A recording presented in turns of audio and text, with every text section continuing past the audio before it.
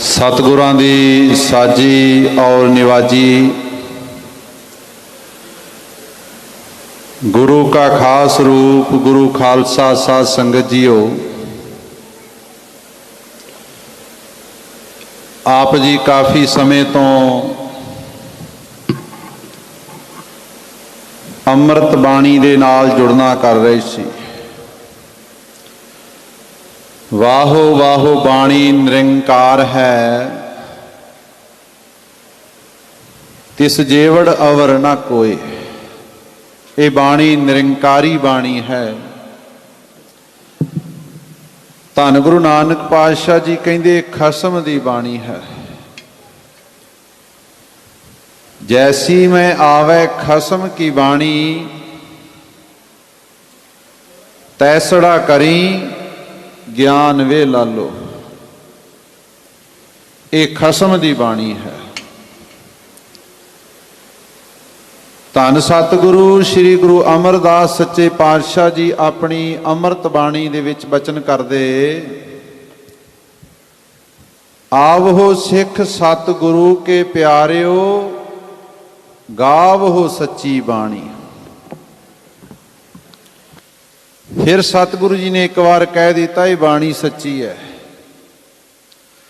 धन गुरु नानक पातशाह जी ने कहता ये बाणी खसम दी है,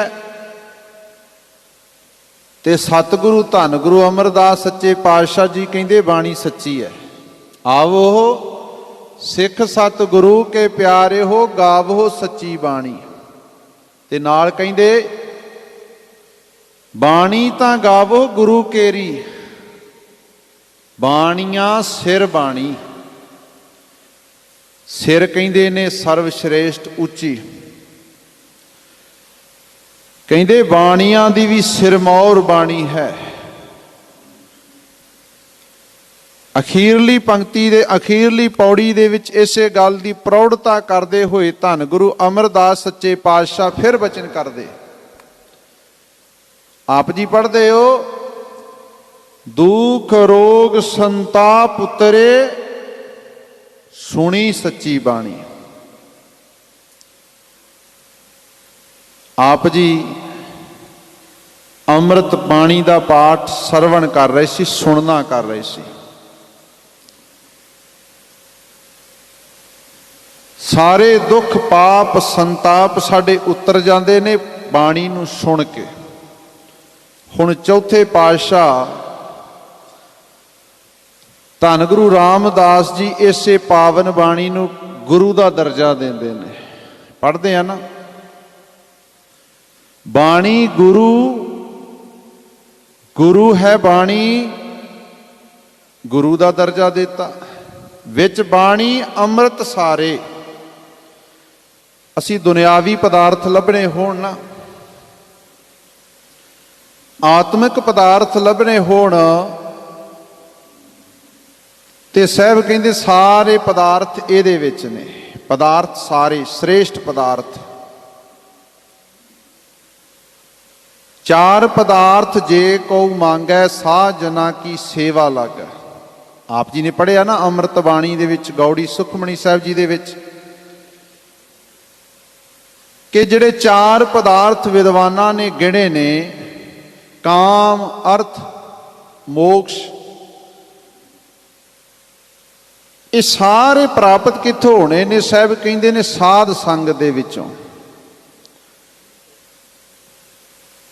ते साध संग कदों होवेगी? जो अमृत, जदों अमृत बाणी दे लड़ लगांगे। भाई जोगिंदर सिंह जी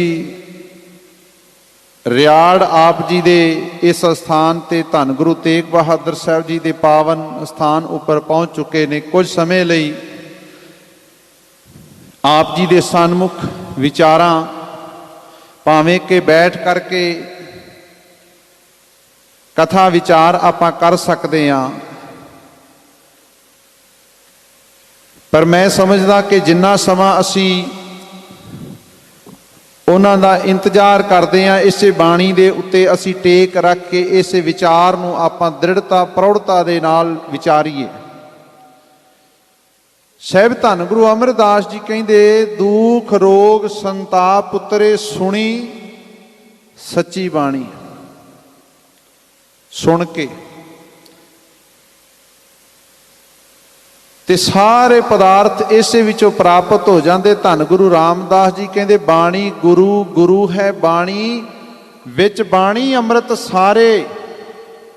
ਤੇ ਕਦੋਂ ਪ੍ਰਾਪਤ ਹੋਣਗੇ ਪਿਆਰਿਓ? ਕਹਿੰਦੇ ਨੇ ਇਹ ਤੁਹਾਨੂੰ ਪ੍ਰਾਪਤ ਉਦੋਂ ਹੋਣਗੇ ਬਾਣੀ ਗੁਰੂ, ਗੁਰੂ ਹੈ ਬਾਣੀ, ਵਿੱਚ ਬਾਣੀ ਅੰਮ੍ਰਿਤ ਸਾਰੇ। ਗੁਰਬਾਣੀ ਕਹੈ, ਕਦੋਂ ਪ੍ਰਾਪਤ ਹੋਣਗੇ? ਗੁਰਬਾਣੀ ਕਹੈ ਸੇਵਕ ਜਨ ਮਾਨੈ। ਸੇਵਕ ਉਸ ਗੱਲ ਨੂੰ ਮੰਨ ਲੈਣ, ਜੋ ਗੁਰ ਕਹੈ ਸੋਈ ਭਲ ਮਾਨੋ, ਹਰ ਹਰ ਕਥਾ ਨਿਰਾਲੀ। ਉਹੀ ਜੋ ਗੁਰੂ ਕਹਿ ਰਿਹਾ, ਗੁਰੂ ਦੀ ਗੱਲ ਮੰਨ ਲਈਏ। ਭਾਈ ਸਾਹਿਬ ਭਾਈ ਗੁਰਦਾਸ ਜੀ ਹੋਰਾਂ ਨੇ ਬੜਾ ਪਿਆਰਾ ਇੱਕ ਕਵਿਤ ਉਚਾਰਨ ਕੀਤਾ। ਗੁਰਬਾਣੀ ਦੀ ਪ੍ਰੌੜਤਾ ਕਰਨ ਦੇ ਲਈ ਵਿਦਵਾਨ ਕਹਿੰਦੇ ਨੇ ਜਿਹੜੀ ਭਾਈ ਸਾਹਿਬ ਭਾਈ ਗੁਰਦਾਸ ਜੀ ਦੀ ਬਾਣੀ ਹੈ ਨਾ, ਉਹ ਗੁਰਬਾਣੀ ਦੀ ਕੁੰਜੀ ਹੈ। ਧੰਨ ਸ਼੍ਰੀ ਗੁਰੂ ਗ੍ਰੰਥ ਸਾਹਿਬ ਜੀ ਦੀ ਕੁੰਜੀ ਹੈ। ਜਿਹੜੇ ਉਹਨਾਂ ਦੇ ਦੁਆਰਾ ਉਚਾਰਨ ਕੀਤੇ ਹੋਏ ਕਵਿਤ ਨੇ, ਉਹਨਾਂ ਦੇ ਦੁਆਰਾ ਉਚਾਰਨ ਕੀਤੇ ਹੋਈਆਂ ਵਾਰਾਂ ਨੇ, ਉਹਨੂੰ ਗੁਰੂ ਗ੍ਰੰਥ ਸਾਹਿਬ ਜੀ ਦੀ ਕੁੰਜੀ ਕਿਹਾ ਜਾਂਦਾ ਹੈ। ਵਿਦਵਾਨ ਤੇ ਇੱਥੋਂ ਤੱਕ ਕਹਿ ਦਿੰਦੇ ਨੇ ਗੁਰੂ ਘਰ ਦੇ ਵੇਦ ਵਿਆਸ ਭਾਈ ਗੁਰਦਾਸ ਜੀ ਨੇ। ਤੇ ਉਹਨਾਂ ਨੇ ਆਪਣੇ ਕਵਿਤ ਵਿੱਚ ਕਿਹਾ, ਕਹਿੰਦੇ ਤੁਸੀਂ ਸਮੁੰਦਰ ਦੇਖਦੇ ਹੋ ਨਾ, ਸਮੁੰਦਰ ਦੇ ਵਿੱਚ ਅਨੇਕਾਂ ਪਦਾਰਥ ਨੇ। ਹੀਰੇ ਮੋਤੀ ਸਮੁੰਦਰ ਦੇ ਵਿੱਚੋਂ ਪ੍ਰਾਪਤ ਹੋ ਜਾਂਦੇ ਨੇ, ਸਿੱਪੀਆਂ ਪ੍ਰਾਪਤ ਹੋ ਜਾਂਦੀਆਂ ਨੇ। ਹਰੇਕ ਬੰਦਾ ਹੀਰੇ ਮੋਤੀਆਂ ਦੀ ਪਹਿਚਾਣ ਨਹੀਂ ਰੱਖਦਾ। ਸਿੱਪੀਆਂ ਦੀ ਪਹਿਚਾਣ ਹਰੇਕ ਬੰਦਾ ਨਹੀਂ ਰੱਖਦਾ। ਹਰੇਕ ਬੰਦੇ ਨੂੰ ਪਹਿਚਾਣ ਨਹੀਂ। ਹਰੇਕ ਬੰਦੇ ਨੂੰ ਆਪਣੇ ਆਪਣੇ ਪ੍ਰੋਫੈਸ਼ਨ ਦੀ ਪਹਿਚਾਣ ਹੈ। ਸੋਨੇ ਦੀ ਘਾੜਤ ਕਰਨ ਵਾਲਾ ਸੋਨੇ ਦੀ ਪਹਿਚਾਣ ਰੱਖਦਾ ਹੈ। ਲੋਹੇ ਦੀ ਘਾੜਤ ਕਰਨ ਵਾਲਾ ਲੋਹੇ ਦਾ ਜੋ ਮਿਸਤਰੀ ਹੈ ਉਹ ਲੋਹੇ ਦੀ ਪਹਿਚਾਣ ਰੱਖਦਾ ਹੈ। ਲੱਕੜੀ ਦਾ ਕੰਮ ਕਰਨ ਵਾਲਾ ਲੱਕੜੀ ਦੀ ਪਹਿਚਾਣ ਰੱਖਦਾ ਹੈ, ਕਿਹੜੀ ਕੁਆਲਿਟੀ ਹੈ।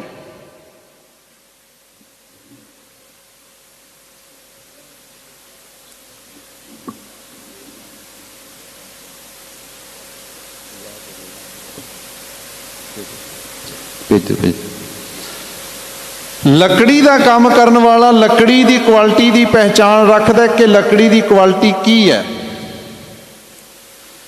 ਇਸੇ ਤਰ੍ਹਾਂ ਹੀਰੇ ਮੋਤੀ ਨੇ ਜਿਹੜੇ ਸਮੁੰਦਰ ਦੀ ਤਲਹਟੀ ਦੇ ਵਿੱਚ, ਸਮੁੰਦਰ ਦੀ ਹਿੱਕ ਦੇ ਵਿੱਚ ਉਹੀ ਪਹਿਚਾਣ ਕਰ ਸਕਦਾ ਜਿਹੜਾ ਉਹਦੇ ਵਿੱਚ ਟੁੱਬੀ ਮਾਰ ਕੇ ਉਹਨਾਂ ਹੀਰਿਆਂ ਨੂੰ ਲੱਭ ਸਕੇ।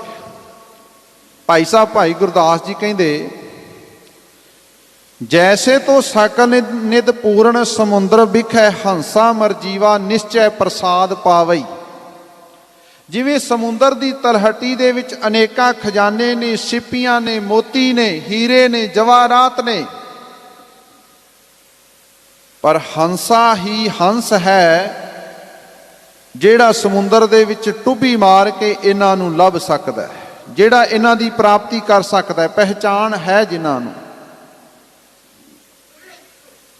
ਦੂਸਰੀ ਉਦਾਹਰਨ ਭਾਈ ਸਾਹਿਬ ਭਾਈ ਗੁਰਦਾਸ ਜੀ ਦਿੰਦੇ, ਕਹਿੰਦੇ ਜੈਸੇ ਪਰਬਤ ਬਿਖੈ ਮਾਨਕ ਪਾਰਸ ਸਿੱਧ। ਇਹ ਵੀ ਬਹੁਮੋਲਕ ਧਾਤਾਂ ਨੇ, ਮਾਨਕ ਪਾਰਸ। ਤੇ ਇਹਨਾਂ ਦੀ ਪ੍ਰਾਪਤੀ ਕਿੱਥੋਂ ਹੁੰਦੀ ਹੈ? ਕਹਿੰਦੇ ਪੱਥਰਾਂ ਦੇ ਵਿੱਚੋਂ, ਪਹਾੜਾਂ ਦੇ ਵਿੱਚੋਂ ਪ੍ਰਾਪਤ ਹੁੰਦੀ ਹੈ। ਤੇ ਹਰ ਇੱਕ ਬੰਦਾ ਇਹਦੀ ਪਹਿਚਾਣ ਨਹੀਂ ਕਰ ਸਕਦਾ। ਕੌਣ ਪਹਿਚਾਣ ਕਰ ਸਕਦਾ? ਜਿਹੜਾ ਇਹਦੀ ਪਹਿਚਾਣ ਰੱਖਦਾ, ਜਿਹਨੂੰ ਪਤਾ ਹੈ। ਕਹਿੰਦੇ ਜੈਸੇ ਪਰਬਤ, ਪਰਬਤ ਕਹਿੰਦੇ ਨੇ ਪਹਾੜ, ਜੈਸੇ ਪਰਬਤ ਬਿਖੈ ਮਾਨਕ ਪਾਰਸ ਸਿੱਧ ਖਨਵਾਰਾ ਖਨ। ਜਿਹੜੇ ਪਹਾੜਾਂ ਨੂੰ ਚੀਰਦੇ ਨੇ ਉਹਨੂੰ ਖਨਵਾਰੇ ਕਹਿੰਦੇ ਨੇ। ਆਪ ਜਾਣਦੇ ਹੋ ਨਾ ਕਿ ਫਲਾਣੀ ਖਾਨ, ਕੋਲੇ ਦੀ ਖਾਨ, ਸੋਨੇ ਦੀ ਖਾਨ, ਇਹ ਪਹਾੜਾਂ ਨੂੰ ਚੀਰ ਕੇ ਬਣਾਈ ਜਾਂਦੀ ਹੈ। ਕਹਿੰਦੇ ਖਨਵਾਰਾ ਖਨ ਜਗ ਵਿਖੇ ਪ੍ਰਗਟਾਵਈ। ਉਹ ਜੱਗ ਦੇ ਵਿੱਚ ਮਾਨਕ ਪਾਰਸ ਸਿੱਧ ਨੂੰ ਪੈਦਾ ਕਰ ਸਕਦੇ ਨੇ ਜਿਨ੍ਹਾਂ ਨੂੰ ਪਤਾ ਹੈ। ਅਗਲੀ ਉਦਾਹਰਣ ਭਾਈ ਸਾਹਿਬ ਭਾਈ ਗੁਰਦਾਸ ਜੀ ਦਿੰਦੇ, ਉਹ ਕਹਿੰਦੇ ਜੈਸੇ ਬਨ ਵਿਖੇ ਮਲਿਆਗਰ ਸੋਧਾ ਕਪੂਰ।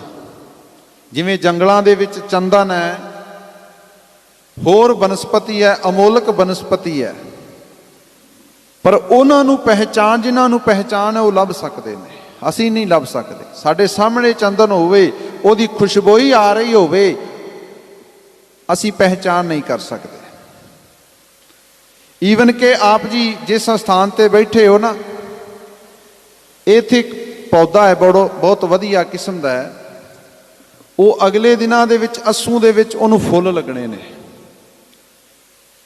ਤੇ ਫੁੱਲ ਜਦੋਂ ਲੱਗਣੇ ਨੇ ਉਹ ਇੱਕ ਬੜੀ ਵਧੀਆ ਮਹਿਕ ਬਣ ਜਾਂਦੀ ਹੈ, ਤੇ ਇੱਥੇ ਆਉਣ ਵਾਲੇ ਹਰ ਇੱਕ ਯਾਤਰੂ ਨੂੰ ਉਹ ਮਹਿਕ ਆਉਂਦੀ ਹੈ।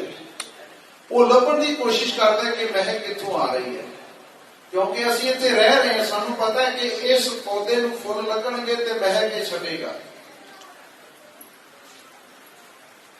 ਜਿਨ੍ਹਾਂ ਨੂੰ ਪਤਾ ਹੈ ਉਹੀ ਇਸ ਚੀਜ਼ ਨੂੰ ਦੱਸ ਸਕਦੇ ਨੇ। ਕਹਿੰਦੇ ਜੈਸੇ ਬਨ ਵਿਖੇ ਮਲਿਆਗਰ ਸੋਧਾ ਕਪੂਰ, ਸੋਧ ਕੈ ਸੁਭਾਸ, ਸੋਧ ਕੈ ਸੁਭਾਸੀ ਸੁਭਾਸ ਬਹਿਸਾਵਈ। ਸੁਣ ਕੇ ਉਹਨੂੰ ਜੱਗ ਦੇ ਵਿੱਚ ਪ੍ਰਗਟ ਕਰ ਸਕਦੇ ਨੇ ਵੀ ਇਹ ਚੰਦਨ ਹੈ, ਇਹ ਕੇਸਰ ਹੈ, ਇਹ ਹੋਰ ਮਹਿਕਾਉਣ ਵਾਲੀ ਬਨਸਪਤੀ ਉਹ ਪ੍ਰਗਟ ਕਰ ਸਕਦੇ ਨੇ। ਤਤ ਦੀ ਗੱਲ ਧੰਨ ਗੁਰੂ ਗ੍ਰੰਥ ਸਾਹਿਬ ਜੀ ਦੀ ਅੰਮ੍ਰਿਤ ਬਾਣੀ ਬਾਰੇ ਭਾਈ ਸਾਹਿਬ ਭਾਈ ਗੁਰਦਾਸ ਜੀ ਕਹਿੰਦੇ ਤੈਸੇ ਗੁਰਬਾਣੀ ਵਿਖੇ ਸਕਲ ਪਦਾਰਥ। ਪਿਆਰਿਓ, ਇਸੇ ਤਰ੍ਹਾਂ ਭਾਈ ਸਾਹਿਬ ਭਾਈ ਗੁਰਦਾਸ ਜੀ ਕਹਿੰਦੇ ਦੁਨੀਆ ਦੇ ਸਾਰੇ ਪਦਾਰਥ ਜਿਵੇਂ ਗੁਰਬਾਣੀ ਵਿੱਚ ਨੇ, ਜਿਵੇਂ ਇਹ ਪਿਛਲੇ ਪਦਾਰਥ ਲੱਭਦੇ ਨੇ, ਇਸੇ ਤਰ੍ਹਾਂ ਗੁਰਬਾਣੀ ਵਿੱਚ ਸਾਰੇ ਪਦਾਰਥ ਨੇ। ਤੈਸੇ ਗੁਰਬਾਣੀ ਵਿਖੇ ਸਕਲ ਪਦਾਰਥ, ਜੋਈ ਜੋਈ ਖੋਜੈ ਸੋਈ ਸੋਈ ਨਿਪਜਾਵੀ। ਜਿਹੜੇ ਇਹਨੂੰ ਲੱਭਣ ਦੀ ਕੋਸ਼ਿਸ਼ ਕਰਨਗੇ ਪਿਆਰਿਓ, ਉਹ ਲੱਭ ਲੈਂਦੇ, ਪਰ ਖੋਜਣਾ ਪਏਗਾ ਨਾ। ਕਈ ਵਾਰ ਅਸੀਂ ਸ਼ਬਦ ਪੜ੍ਹਦੇ ਹਾਂ, ਕਿਸੇ ਘਰ ਦੇ ਵਿੱਚ ਕੋਈ ਦੁਖਾਂਤ ਹੋ ਜਾਏ ਨਾ, ਤੇ ਸ਼ਬਦ ਪੜ੍ਹਦੇ ਆ ਕਬੀਰ ਮੋਹੇ ਮਰਨੇ ਕਾ ਚਾਓ ਹੈ, ਮਰੋ ਤਾਂ ਹਰ ਕੈ ਦੁਆਰ। ਹੁਣ ਤੁਸੀਂ ਪੁੱਛੋਗੇ ਕਿ ਪ੍ਰੋਗਰਾਮ ਤੇ ਅਸੀਂ ਖੁਸ਼ੀ ਦਾ ਕੀਤਾ ਤੇ ਭਾਈ ਸਾਹਿਬ ਸ਼ਬਦ ਪੜ੍ਹ ਰਹੇ ਨੇ ਕਬੀਰ ਮੋਹੇ ਮਰਨੇ ਕਾ ਚਾਓ ਹੈ। ਅਸਲ ਦੇ ਵਿੱਚ ਪਤਾ ਕੀ ਹੈ, ਅਸੀਂ ਪੜ੍ਹਨ ਵਾਲਿਆਂ ਨੇ ਆਪ ਜੀ ਨੂੰ ਗਲਤ ਗਾਈਡੈਂਸ ਕੀਤਾ। ਇਹ ਮੌਤ ਦੇ ਨਾਲ ਸੰਬੰਧ ਨਹੀਂ ਰੱਖਦੀ ਬਣਦੀ, ਇਹ ਸਾਡੇ ਕੋਈ ਪੁਰਾਣੀ ਚੜ੍ਹਾਈ ਕਰ ਗਿਆ ਉਹਦੇ ਨਾਲ ਸੰਬੰਧ ਰੱਖਦੀ ਪੰਕਤੀ ਨਹੀਂ ਕਿ ਸਾਡੇ ਘਰ ਦਾ ਪੁਰਾਣੀ ਚੜ੍ਹਾਈ ਕਰ ਗਿਆ ਤੇ ਭਾਈ ਸਾਹਿਬ ਪੜ੍ਹਦੇ ਨੇ ਕਬੀਰ ਮੋਹੇ ਮਰਨੇ ਕਾ ਚਾਓ ਹੈ। ਕਿਹੜੀ ਮੌਤ ਦੀ ਗੱਲ ਕਰਦੇ ਨੇ? ਆਪਾਂ ਪਹਿਲੀ ਪੰਕਤੀ ਪੜ੍ਹੀ ਨਾ, ਐਸੇ ਗੁਰੂ ਜੈਸੇ ਤੋਂ ਸਕਲ ਨਿਰ ਪੂਰਨ ਸਮੁੰਦਰ ਵਿੱਚ ਹੰਸਾ ਮਰਜੀਵਾ। ਮਰਜੀਵਾ ਕਹਿੰਦੇ ਨੇ ਮਰ ਕੇ ਜਿਉਣ ਵਾਲੇ ਨੂੰ। ਪਿਆਰਿਓ, ਸਮੁੰਦਰ ਦੇ ਵਿੱਚੋਂ ਪਦਾਰਥ ਲੱਗ ਸਕਦੇ ਨੇ ਜਿਹੜੇ ਆਪਣੇ ਆਪ ਨੂੰ ਖਤਮ ਕਰ ਲੈਣ, ਆਪਣੀ ਹੰਗਤਾਂ ਨੂੰ ਮਾਰ ਲੈਣ, ਉਹ ਮਾਰ ਕੇ ਜਿਉਂਦੇ ਨੇ। ਤੇ ਬਾਬਾ ਕਬੀਰ ਸਾਹਿਬ ਦਾ ਸ਼ਬਦ ਹੈ ਕਬੀਰ ਮੋਹੇ ਮਰਨੇ ਕਾ ਚਾਓ ਹੈ, ਮਰੋ ਤਾਂ ਹਰ ਕੈ ਦੁਆਰ। ਕਿਹੜੀ ਮੌਤ? ਜਿਹੜੀ ਮੌਤ ਦਾ ਚਾਅ ਹੋਵੇ ਉਹ ਕਿਹੜੀ ਮੌਤ ਹੈ? ਮੇਰੀਆਂ ਭੈਣਾਂ ਬੈਠੀਆਂ ਨੇ, ਸ੍ਰੀ ਰਾਗ ਦੇ ਅੰਦਰ ਪਾਵਨ ਬਚਨ ਸਤਿਗੁਰੂ ਜੀ ਇਸ ਗੱਲ ਨੂੰ ਹੋਰ ਡਿਕਲੇਰੇਸ਼ਨ ਕਰ ਦਿੰਦੇ ਨੇ, ਐਕਸਪਲੇਨ ਕਰ ਦਿੰਦੇ ਨੇ। ਸ਼ਬਦ ਮਰੋ ਫਿਰ ਜੀਵੋ ਸਦ ਹੀ, ਤਾਂ ਫਿਰ ਮਰਨ ਨਾ ਹੋਈ। ਸ਼ਬਦ ਦੇ ਵਿੱਚ ਮਰ ਜਾਣਾ, ਆਪਣੀ ਹੰਗਤਾਂ ਨੂੰ ਖਤਮ ਕਰ ਲੈਣਾ, ਆਪਣੀ ਹਉਮੈ ਨੂੰ ਖਤਮ ਕਰ ਲੈਣਾ। ਸੱਚ ਜਾਣਿਓ, ਇਸ ਘਰ ਦੇ ਵਿੱਚ ਕੋਈ ਪਰਿਵਾਰ ਹੁੰਦੇ ਨੇ ਜਿਹੜੇ ਆਪਣੀ ਹੰਗਤਾਂ ਨੂੰ ਖਤਮ ਕਰ ਲੈਂਦੇ, ਜਿਹੜੇ ਸ਼ਬਦ ਦੇ ਵਿੱਚ ਜੁੜ ਜਾਂਦੇ ਨੇ, ਜਿਹੜੇ ਸ਼ਬਦ ਦੇ ਵਿੱਚ ਮਰ ਜਾਂਦੇ ਨੇ। ਥੋੜੀ ਜੀ ਮੈਂ ਸਾਂਝ ਪਾ ਕੇ ਸਮਾਪਤੀ ਵੱਲ ਜਾਵਾਂ। ਸਾਡੇ ਬਹੁਤ ਹੀ ਸਤਿਕਾਰਯੋਗ ਆਪ ਜੀ ਦੇ ਨਗਰ ਦੇ ਰਾਗੀ ਸਿੰਘ ਪਹੁੰਚ ਚੁੱਕੇ ਨੇ, ਉਹ ਵੀ ਆਪ ਜੀ ਨਾਲ ਥੋੜਾ ਸਮਾਂ ਕੀਰਤਨ ਦੇ ਨਾਲ ਸਾਂਝ ਪਾਉਣਗੇ। ਧੰਨ ਗੁਰੂ ਨਾਨਕ ਪਾਤਸ਼ਾਹ ਜੀ 1521-22 ਸਾਲ ਨੂੰ ਇੱਕ ਨਗਰ ਵਿੱਚ ਜਾਂਦੇ ਨੇ ਉਸ ਨਗਰ ਵਿੱਚ ਜਾਂਦੇ ਨੇ, ਭਾਈ ਮਰਦਾਨਾ ਨਾਲ ਨੇ। ਧੰਨ ਗੁਰੂ ਨਾਨਕ ਪਾਤਸ਼ਾਹ ਜੀ ਭਾਈ ਮਰਦਾਨੇ ਨੂੰ ਪੁੱਛਦੇ, ਮਰਦਾਨਿਆ ਕਿਸਕਾ ਗ੍ਰਹਿ ਹੈ? ਹਿੰਦੀ ਜਨਮ ਸਾਖੀ ਵਾਲਾ ਲਿਖਦਾ, ਕਿਸਕਾ ਗ੍ਰਹਿ ਹੈ? ਚਾਰ ਧਵਜ ਝੂਲ ਰਹੇ ਹੈ। ਗੁਰੂ ਨਾਨਕ ਪਾਤਸ਼ਾਹ ਜੀ ਪੁੱਛਦੇ ਭਾਈ ਮਰਦਾਨੇ ਨੂੰ, ਕਿਸਕਾ ਗ੍ਰਹਿ ਹੈ? ਚਾਰ ਧਵਜ ਝੂਲ ਰਹੇ ਹੈ। ਇਹ ਘਟਨਾ ਹੈ ਗੁਜਰਾਤ ਨਗਰ ਦੀ, ਜਿਹੜਾ ਪਾਕਿਸਤਾਨ ਦੇ ਵਿੱਚ ਅੱਜ ਹੈ। ਹਿੰਦੁਸਤਾਨ ਵਾਲਾ ਗੁਜਰਾਤ ਨਹੀਂ। ਭਾਈ ਮਰਦਾਨੇ ਨੇ ਪਤਾ ਕੀਤਾ। ਧਵਜ ਝੂਲਣ ਦਾ ਮਤਲਬ ਸਮਝਦੇ ਹੋ? ਅੱਜ ਅਸੀਂ ਇਸ ਦੇਸ਼ ਦੇ ਵਿੱਚ ਆਪਣੀ ਇਨਕਮ ਨੂੰ ਡਿਕਲੇਰੇਸ਼ਨ ਕਰਨ ਲਈ ਇਨਕਮ ਟੈਕਸ ਰਿਟਰਨ ਭਰਦੇ ਹਾਂ, ITR ਭਰਦੇ ਹਾਂ, ਸਾਡੀ ਇਨਕਮ ਡਿਕਲੇਰੇਸ਼ਨ ਕਰਨ ਦੇ ਲਈ।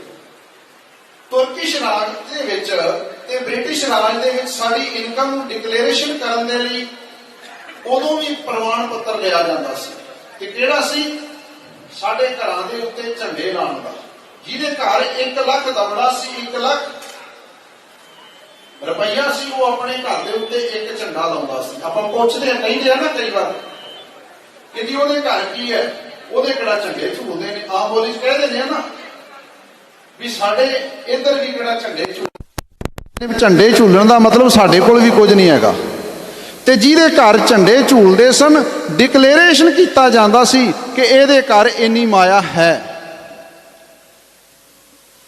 ਪਤਾ ਕੀਤਾ ਕਿ ਇਹਦੇ ਘਰ ਦੇ ਉੱਤੇ 4 ਝੰਡੇ ਝੂਲਦੇ ਨੇ। ਭਾਈ ਸਾਹਿਬ ਭਾਈ ਮਰਦਾਨਾ ਜੀ ਨੇ ਪਤਾ ਕੀਤਾ,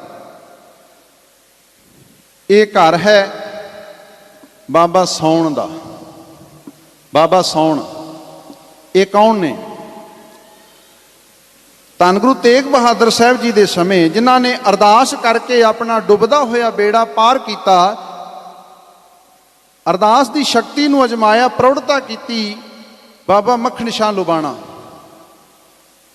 ਇਹਨਾਂ ਦੇ ਵੱਡੇ ਵਡੇਰੇ ਨੇ ਬਾਬਾ ਸੌਣ, ਜਿਨ੍ਹਾਂ ਨੇ ਗੁਰੂ ਨਾਨਕ ਪਾਤਸ਼ਾਹ ਜੀ ਦੇ ਨਾਲ ਮਿਲਾਪ ਹੋਇਆ। ਬਾਬਾ ਸੌਣ ਜੀ ਦਾ ਮਿਲਾਪ ਧੰਨ ਗੁਰੂ ਨਾਨਕ ਪਾਤਸ਼ਾਹ ਜੀ ਨੇ ਨਾਲ ਹੋਇਆ। ਇਹਨਾਂ ਦੀ ਅੱਗੋਂ ਪੀੜ੍ਹੀ ਚੋਂ ਚੱਲਦਿਆਂ ਹੋਇਆਂ 6ਵੀਂ 7ਵੀਂ ਪੀੜ੍ਹੀ ਹੈ ਬਾਬਾ ਮੱਖਣ ਸ਼ਾਹ ਲੁਬਾਣਾ ਜੀ। ਧੰਨ ਗੁਰੂ ਨਾਨਕ ਪਾਤਸ਼ਾਹ ਜੀ ਬਾਬਾ ਸੌਣ ਦੇ ਘਰ ਗਏ, ਜਿਹਦੇ ਘਰ 4 ਝੰਡੇ ਝੂਲਦੇ ਨੇ। ਇਹ ਕੇਵਲ ਬਾਬਾ ਮੱਖਣ ਸ਼ਾਹ ਲੁਬਾਣਾ ਦੇ ਵੇਲੇ ਧੰਨ ਦੀ ਧਨਾੜਤਾ ਨਹੀਂ ਸੀ, ਇਹ ਸ਼ੁਰੂ ਤੋਂ ਹੀ ਬਾਬਾ ਆਪ ਜੀ ਵੇਖਦੇ ਹੋ ਨਾ, ਬਾਬੇ ਸੌਣ ਦੇ ਘਰ 4 ਝੰਡੇ ਝੂਲਦੇ ਨੇ। 4 ਲੱਖ ਦਾ ਮਾਲਕ ਹੈ ਉਹ।